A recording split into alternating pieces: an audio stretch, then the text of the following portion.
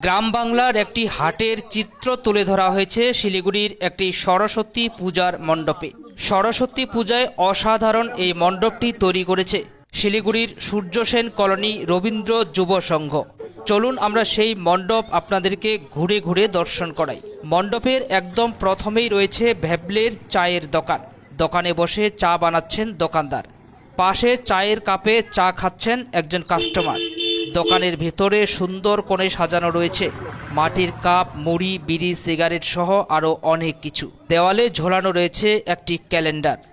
এরপরেই রয়েছে হরিপদ ভাণ্ডার, যেখানে শিশুদের খাবার, চকলেট, মুড়ি, চিরা, বিস্কুট সহ আরও অনেক কিছু, যা একটি মুদিখানা দোকানে থাকে। এর পাশেই রয়েছে শান্তি কুঠির, যেখানে ঘরের দরজার সামনে এক মা বসে কুলোই করে ধান ঝাড়ছেন। পাশেই রয়েছে একটি ঢেকি, উনুনের ওপর হাঁড়ি বসানো রয়েছে, ওপরে ঝুলছে একটি হারিকেন। এর মাঝে নৌকার ওপর বিরাজ করছেন মা সরস্বতী। রয়েছে বাদ্যযন্ত্র মেরামত করার দোকান, যেখানে দেখা যাচ্ছে বেশ কিছু বাদ্যযন্ত্র মেরামত করছেন একজন। এখানে একটি গরু ঘাস খাচ্ছে, যেটি গ্রামগঞ্জের প্রায় বেশিরভাগ বাড়িতেই দেখা যায়।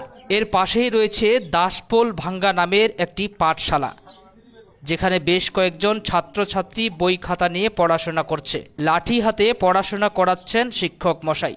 সরস্বতী পূজায় শিশুদের হাতের তৈরি করা এই মণ্ডপটি আপনাদের কাছে কেমন লাগলো অবশ্যই জানাতে ভুলবেন না। ভালো লাগলে শেয়ার করে দেবেন। ধন্যবাদ।